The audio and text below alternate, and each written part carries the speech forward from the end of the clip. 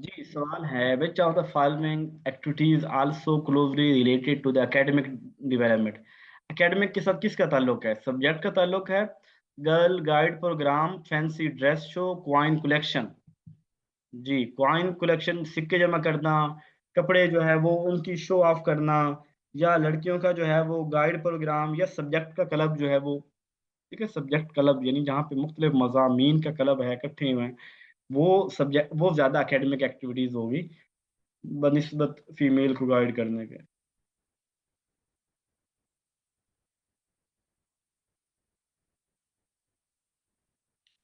The authoritarian style of supervision is का also called. Authoritarian का हम क्या कहते हैं? इंस्पेक्शन कहते हैं, कोर्सिव कहते हैं, लेजर फेयर कहते हैं, डेमोक्रेटिक कहते हैं। डेमोक्रेटिक लेजर फेयर तो नहीं होगा। ठीक है। इंस्पेक्शन होता है, सिर्फ वो देख के भाग जाने वाला होता है। अथॉरिटेरियन हम ज्यादा कहेंगे, क्योंकि अथॉरिट इंस्पेक्शन में तो फिर रिपोर्ट बनाना होता है ना। तो जो गलतियों को ठीक भी करता है, अपना रोब दबदबा दिखाता है, बताता है ये कर लो वो कर लो, तो वो हमारे पास कोर्सिव होता है, जो हमारी कोएक्शन करता है।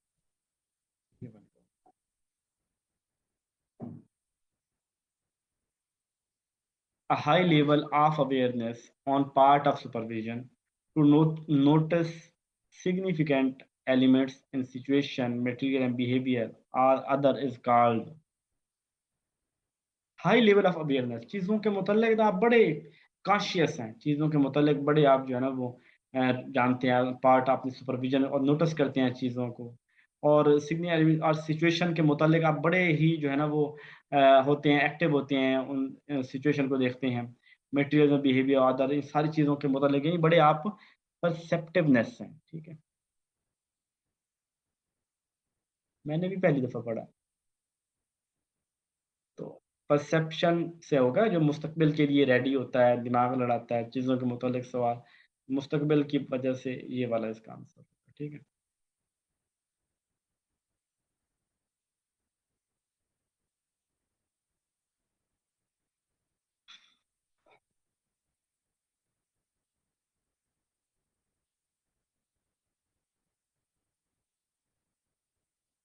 An independent examination of accounting record for an expression of opinion on finance statement of a department is called। जो एक इंडिपेंडेंट एग्जामिनेशन होता है, यानी कोई बाहर से आके एग्जामिनेट करता है, स्पेशली आपके अकाउंट रिकॉर्ड को और आपके फाइनेंस वगैरह के इश्यूज को, मामला को देखता है, तो कौन वो ऑडिट कहते हैं। यानी जो बाहर से आके आपके फाइनेंशियल मामलात को जो है वो देख रहा होता है, उसे हम जो है वो ऑडिट बोलते हैं, कि ऑडिट चल रहा है हमारा। The curriculum can't be develop without, किस चीज के बगैर करिकुलम डेवलप नहीं किया जा सकता? ऑब्जेक्टिव से, डिजाइन से, फाउंडेशन से, इवेल्युएशन से। तो जो करिकुलम डेवलप नहीं किया जा सकता ना, वो ऑब्जेक्टिव के बगैर नहीं, यानी पहले मकासद होंगे तो फिर, और मकासद तयन करने के लिए हम देख रहे होंगे, फाउंडेशन को देख रहे होंगे, लेकिन पहला इसका ऑब्जेक्टिव ऑफ करिकुलम होगा, इसके बगैर नहीं होगा। Philosophical foundation of curriculum help in exploring. Philosophical foundation हमें किस मामले में हेल्प करती है? नया टीचिंग मेथड के अंदर, ठीक बात लग रही है। जॉब सिक्योरिटी नहीं, फाइनेंशियल प्रॉफिट मिलता है हमें नहीं, वैल्यूएशन मिलती है नहीं।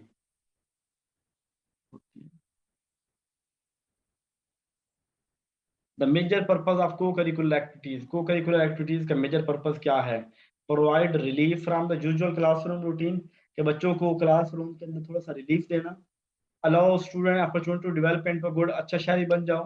Help student achieve a well adjusted, के वो एक अच्छी पर्सनैलिटी बन जाए। All of the above. ये ऑल नहीं होगा पहले, क्योंकि फिर पहले वाला ऑप्शन नहीं ठीक लग रहा ना, कि अब बस बच्चों को क्लास से जो है ना वो हम थोड़ा रिलीफ देने जा रहे हैं, ये एक आंसर मुझे ना नहीं कर रहा, टिक नहीं कर रहा। तो वेल एडजस्टेड पर्सनैलिटी ये ठीक है, सब कुछ इसमें आ जाएगा। ठीक है, वेल एडजस्टेड पर्सनैलिटी ठीक है। इस तरह का सवाल आया हुआ, ये सवाल नहीं आया हुआ डॉक्टर साहब। को करिकुलर वेल एडजस्टेड पर्सनैलिटी और गुड सिटीजन का एक ऑप्शन वाला सवाल आया था, जिसमें अंदर दोनों ऑप्शन थे। ऊपर सवाल कुछ और था, क्वेश्चन कुछ और था, मेरे नजदीक मुझे ये लगता है। ऑप्शन इसी तरह के थे, ऊपर सवाल कुछ और था। The economical foundation of curriculum give importance to. Economical foundation importance देती है किसको? The vocational aspect of the curriculum, money rate in the market, efficient growth of the economy, none of these। जो हमारी इकोनॉमिकल फाउंडेशन है ना, वो हमारी help करती है कि हम इकोनॉमी के हवाले से जो है वो professionally money rate in the market ये नहीं है, बल्कि efficient growth in the economy के हम जो इकोनॉमिकल फाउंडेशन है वो चाहते हैं कि हम लोग जो है वो तरक्की करें।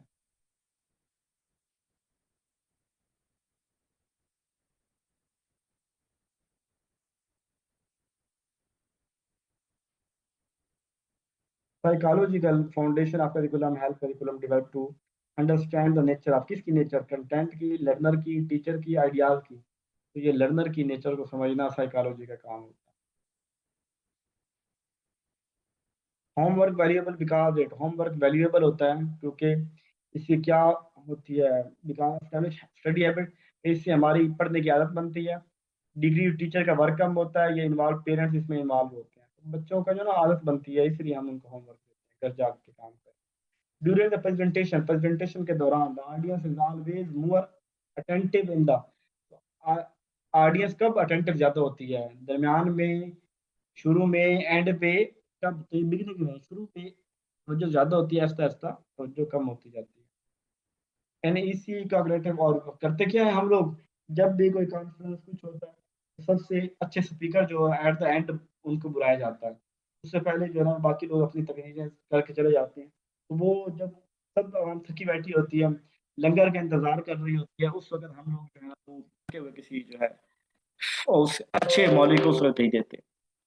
अच्छा, इसी ई cognitive development refer to the development of cognitive development जो है वो किसकी, डेवलपमेंटल प्रोसेस की, मैं थिंकिंग सारी है, ठीक है। कॉग्निटिव के अंदर हर तरह की डोमेन आती है, हर चीज के, ये सारी चीजों का ताल्लुक दिमाग के साथ है। फिजियोगोनमी, ठीक है, फिजियो फिजियो जिस्म से निकला है, तो is the association which behaviour, तो ये फिजिकल ट्रेड्स होंगे, फिजिकल कहता फिजियोगोनमी, यानी वो एक बीमारी इसके अंदर है ना, फिजिकल वाले जो है ना वो फिजिकल ट्रेड्स को हम देखते हैं।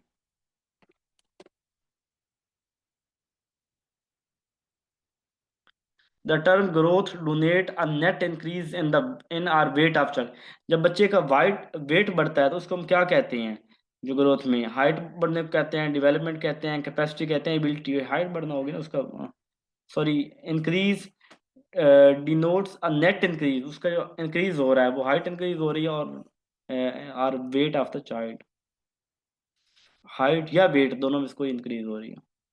मल्टीग्रेड टीचर होता है कि जब एक टीचर एक टाइम के अंदर, एक पीरियड के अंदर बहुत मुख्तलिफ क्लासों को पढ़ा रहा होता है, यानी different grades during the same period, ठीक है, ग्रेड डिफरेंट है, यानी पहली क्लास, दूसरी, तीसरी, मुख्तलिफ ग्रेड्स हैं एक पीरियड के अंदर।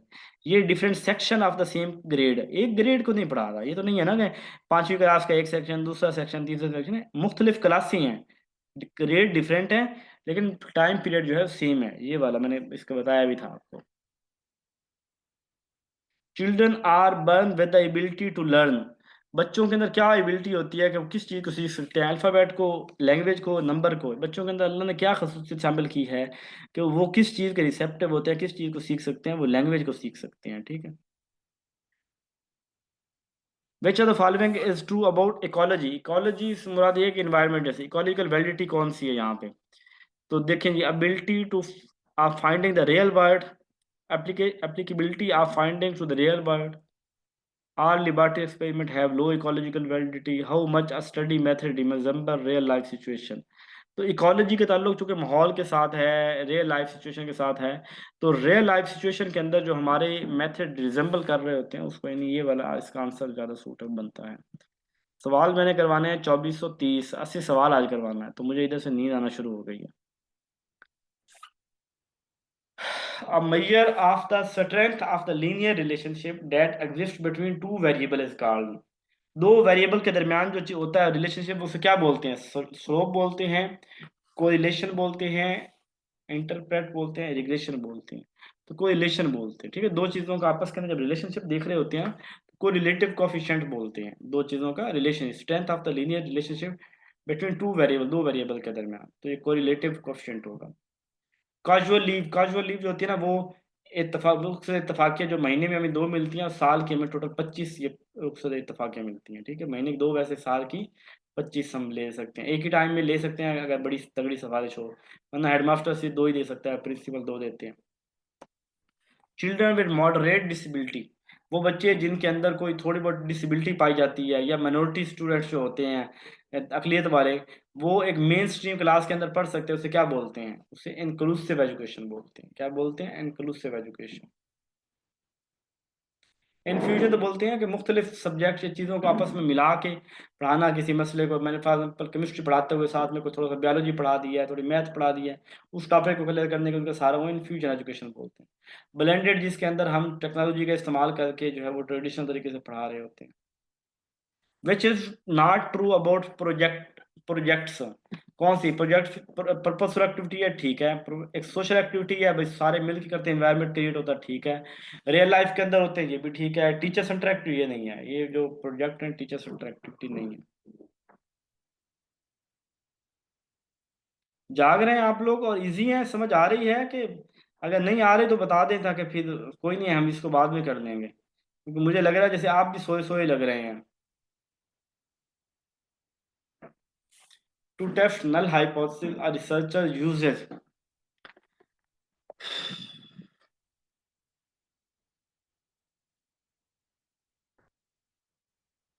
अच्छा, नल हाइपोथेसिस रिसर्चर रिसर्चर कौन से तरीके से नल हाइपोथेसिस को चेक करते हैं? टी टेस्ट, रिग्रेशन, एनोवा या फैक्टोरियल एनालिसिस? ये सवाल की मुझे कुछ ज़्यादा समझ कोई नहीं आई। ठीक है, तो नल हाइपोथेसिस को चेक करने के लिए ना, जो कॉमनली हमने रट्टा लगाया हुआ है ना, वो फैक्टर एनालिसिस है। फैक्टर एनालिसिस ये होता है कि इंडिपेंडेंट वेरिएबल्स के असरात देख रहे होते हैं। ठीक है, चेक कर रहे होते हैं कि उसका किसके ऊपर क्या। तो इंडिपेंडेंट नल हाइपोथेसिस में भी यही देख रहे होते हैं कि क्या आपस के अंदर कोई रिलेशनशिप है, कोई किसी को ऊपर असर कर रहा है जो हम देखना चाह रहे हैं। तो ये इस फैक्टर एनालिसिस, इस नोयत से मैंने इसको याद किया हुआ है। ठीक है। Which management approach emphasize the importance of participative decision making. कहाँ ये पंखा चलाएं इधर? अच्छा, कौन सा जो है वो पार्टिसिपेटिव डिसीजन मेकिंग होती है किसके अंदर?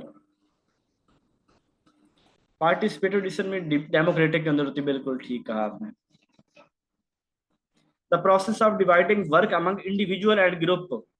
जब हम वर्क जो है वो करते हैं, तकसीम करते हैं, इंडिविजुअल को हर एक को उसका काम देते हैं, ग्रुप के अंदर काम देते हैं, तो ये वर्क का तकसीम करना किस चीज के अंदर आता है? ऑर्गेनाइजेशन। बिल्कुल ठीक समझे, ऑर्गेनाइजेशन होता है ये। यानी जिम्मेदारियों को तकसीम करना ना, चीजों को अरेंज करना, रिसोर्सेज की तकसीम करना, हर एक को उसके मुताबिक जॉब देना, ये ऑर्गेनाइजेशन के ऑर्गेनाइजिंग के अंदर आता है। Which of the following is not a correct effective school leadership. अच्छी स्कूल लीडरशिप कौन सी नहीं होगी? अथॉरिटेरियन, स्पोर्टिव, कम्युनिकेटिव या विजनरी? कौन सी अच्छी लीडरशिप नहीं होगी? आसान सवाल है। अथॉरिटेरियन अच्छी लीडरशिप नहीं होगी। The ability to understand work with diverse individual. वो द एबिलिटी जिसके अंदर हम मुख्तलिफ जन वाले बच्चों को, डाइवर्स इंडिविजुअल एंड ग्रुप, मुख्तलिफ जन वाले बच्चों को पढ़ाते हैं। तो ये इमोशनल इंटेलिजेंस होगा, कॉग्निटिव होगा, सोशल होगा, एनालिटिकल होगा?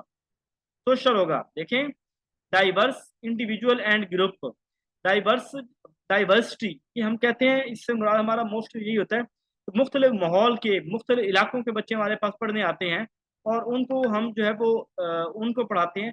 तो सोशल इंटेलिजेंस होगी कि वो हर एक को साथ डील करना, मुख्तलिफ इलाकों से आए लोगों को। ये विच of the following is an external factor that can affect educational management. External कौन सा फैक्टर है? ऑर्गेनाइजेशन कल्चर, वो अपना है, कल्चर उन्होंने बनाया हुआ है। Leadership style, communication, government policies, कौन सी चीज बाहर से आती है? यानी एक ऑर्गेनाइजेशन की अपनी सब कुछ होगा, लेकिन गवर्नमेंट पॉलिसी तो बाहर से आती है ना, जिसकी वजह से उन्हें चेंज होना पड़ता है। Which leadership style involve providing reward and punishment. कौन सा लीडरशिप स्टाइल है जहां पे अगर अच्छा काम करोगे तो रिवार्ड मिलेगा, बुरा काम करोगे तो पनिशमेंट मिलेगी? कौन रिवार्ड पनिशमेंट के असूल के ऊपर काम करता है? जी, ये ट्रांजेक्शनल लीडरशिप है। जबरदस्त। विच of the following is not a management skill. कौन सी स्किल मैनेजमेंट स्किल नहीं है? टेक्निकल, कंसेप्चुअल, इंटरपर्सनल या मैकेनिकल? आसान सवाल है, आसान सवाल है यार। ये तो मैनेजमेंट की स्किल्स हैं ये वाली। टेक्निकल, इंटरपर्सनल और कंसेप्चुअल, ये तो स्किल है।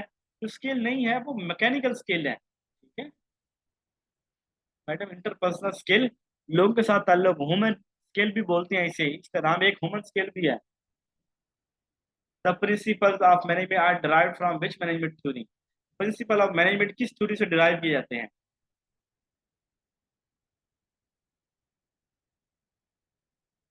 11 पता कोई चलना, मेरी नींद चली गई है, पढ़ लो 80 सवाल हो जाएंगे, कल की छुट्टी हो गई थी तो चलो आज 80 सवाल कर लेते हैं, कल 70 कर लेंगे, 2500 मुकम्मल कर लेंगे, फिर एक छुट्टी कर देंगे। हाँ वही 2430 तक कर लेते हैं, 900 आसान आसान सवाल है। हाँ बताएंगे, जो सारे मैनेजमेंट के रूल्स है ना, कहाँ से निकले थे पहले, कौन सी पुरानी थ्योरी है जिससे रूल सारे निकले थे? क्लासिकल थ्योरी, ठीक है, क्लासिकल सबसे पुरानी थ्योरी है, और इसी से मैनेजमेंट के सारे जो रूल्स है ना थ्योरी, इसी से निकले थे। Which of the following is the management element according to Henry Fayol? कौन सा हेनरी फाइल के नजदीक जो है वो, मैंने आपको ये बताया भी था जब एक दिन बहस चल रही थी, कि कौन है जो प्लानिंग की बात करता है, कौन है डिसीजन मेकिंग की बात करता है। तो अब जो सवाल था हार्ट ऑफ डिसीजन मेकिंग, हमने कहा था एडमिनिस्ट्रेशन, हार्ट ऑफ प्लानिंग हमने कहा था मैनेजमेंट, और ये कौन किसने दिया था, ये हार्ट ऑफ प्लानिंग की बात किसने की थी? और ये हेनरी फाइल ने की थी। किसने की थी? हेनरी फाइल ने हार्ट ऑफ प्लानिंग की बात की थी। The classical management theory focus on, classical management theory किस चीज के ऊपर फोकस करती है? इंप्लॉइज को इंपावर करने की, साइंटिफिक मैनेजमेंट की, इंप्लॉय मोटिवेशन की, सेल्फ मैनेजमेंट की, खुद को मैनेज करना, इंप्लॉइज को मैनेज करना, साइंटिफिक मैनेज करना, या इंप्लॉय इंपावरमेंट, किसको, किसकी बात करती है क्लासिकल मैनेजमेंट? क्लासिकल मैनेजमेंट का ही दूसरा नाम है वो वाला। जी शाबाश जा साहब, शाबाश, जबरदस्त। क्लासिकल मैनेजमेंट का ही नाम है साइंटिफिक मैनेजमेंट थ्योरी। और ये जो है ना इसने दी थी, टेलर ने दी थी ना शायद।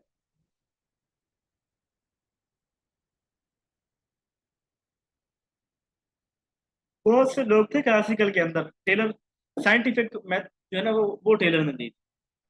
The management skill that involve understanding working with numbers and data, वो इसके अंदर तीन हमने टॉप पढ़ी ना, टेक्निकल, इंटरपर्सनल और conceptual.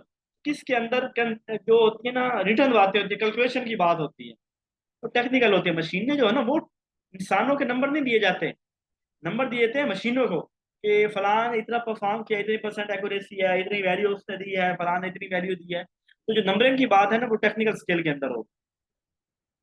Which management theory focus on the psychological and social aspect of the work? कौन साइकोलॉजी और सोशल एस्पेक्ट की बात करती है? कौन सी थ्योरी? क्लासिकल बिल्कुल नहीं तो। ह्यूमनिस्टिक मैनेजमेंट थ्योरी, हाँ ये बात, ह्यूमनिस्टिक वाले साइकोलॉजी और सोशल इशू की बात करते हैं। मॉडर्न मैनेजमेंट थ्योरी तो नहीं है, बाकी सारी वही बातें करती हैं, इंसानों की बात, सोसाइटी की बात ह्यूमन मैनेजमेंट थ्योरी करती है। Which of the following is not a principle of scientific method? कौन सा साइंटिफिक मेथड का प्रिंसिपल नहीं है? Scientific selection of worker, worker को सिलेक्ट करना, ठीक है, नहीं, कौन सा साइंटिफिक मेथड नहीं है? कॉपरेशन बिटवीन वर्कर और मैनेजमेंट, ये साइंटिफिक मैनेजमेंट थ्योरी है, ये वर्कर और मैनेजमेंट के रिलेशन के ऊपर बात नहीं करती। Division of labour, monetary incentive for performance, incentive की बात ये क्लासिकल वाले करते हैं, लेबर की डिवीजन की बात भी करते हैं, साइंटिफिक मेथड की बात भी करते हैं। ये कॉपरेशन की बात कोई नहीं करते कि लोगों के ताल्लुकात अच्छे हों और ये मिलजुल के काम करें, और ये बातें नहीं करते। अल्लाह मुझे आखिरी 4 सवाल पढ़ाने की तौफीक अता फरमा, नहीं तो यूं ना हो कि मैं लैपटॉप के ऊपर जो है ना वो आंखें बंद करके गिर जाऊं। According to file 14 principle of management, which principle emphasizes the need of for a clear chain of command? कौन सी है जो क्लियर चेन ऑफ कमांड कहती है कि ऑर्डर सिर्फ एक तरफ से आना चाहिए? यूनिटी ऑफ कमांड, ऑर्डर किधर से? सिर्फ एक तरफ से आना चाहिए, हर बंदा ऑर्डर ना दे, एक ही बंदा ऑर्डर दे रहा हो, तो एम्फसाइजेस द क्लियर चेन, यानी एक हायरार्की, एक इस चेन की बात करते हैं। तो वो कौन करते हैं जी? वो यूनिटी ऑफ कमांड वाले करते हैं। सेंट्रलाइजेशन भी होता है कि एक हाथ के अंदर सारी पावर हो, ऊपर से ही सारा कुछ आ रहा हो, नीचे से कोई डायरेक्शन ना हो। ब्यूरोक्रेटिक मैनेजमेंट थ्योरी किसने दी थी? ब्यूरोक्रेटिक मैनेजमेंट थ्योरी किसने दी थी? मैक्स वेबर ने। The human relation theory focus on, human relation theory किस चीज फोकस करती है? डिवीजन ऑफ लेबर, लेबर के ऊपर करती है, scientific decision making, employ motivation satisfaction, hierarchy of authority. Human relation theory इनमें से कौन सी बनती है जी? हाँ, जो एम्प्लॉयज की मोटिवेशन और सेटिस्फेक्शन की बात करते हैं, वो एल्टन वायो की जो थ्योरी थी वो वाली, ठीक है। सर हायरार्की ऑफ अथॉरिटी तो और चीज है। Henry Fire 14 principle, which principle suggests that an organization should have a well-defined hierarchy of authority? कि एक हायरार्की अथॉरिटी होनी चाहिए, पहले ये बॉस है, उसके नीचे ये है, उसके नीचे ये है। हायरार्की है, ये कौन सी बात है, ये कहते हैं स्केलर चेन को, ठीक है। ये प्रॉपर एक जो है ना वो हायरार्की होनी चाहिए। आखिरी सवाल, bureaucratic management theory characterise by, bureaucratic management theory जो है वो कम्युनिकेशन चैनल है, इम्प्लाइज एम्पावरमेंट देखी जाती है, सेंट्रलाइज्ड डिसीजन मेकिंग है, या फ्लेक्सिबिलिटी अडेप्टेबिलिटी है इसके अंदर। अडेप्टेबिलिटी वाली तो बात है कोई नहीं, पुरानी थ्योरीज में से है, ठीक है। और इंफॉर्मेशन कम्युनिकेशन चैनल वाली बात भी नहीं है। ये है सेंट्रलाइज्ड डिसीजन मेकिंग के ऊपर से ही फैसले होते हैं। एट द एंड फैसला ऊपर होना होता है, नीचे बस वो पटवारी बिठाए होते हैं। ओके जी, सुबह सारा कंटेंट शेयर करूंगा आपको, ठीक है। ये वीडियोस वगैरह जो भी हैं, और इसकी रिकॉर्डिंग वीडियो और इसकी जो है वो नोट्स हैं। अपना ख्याल रखिएगा, कल मिलते हैं फिर।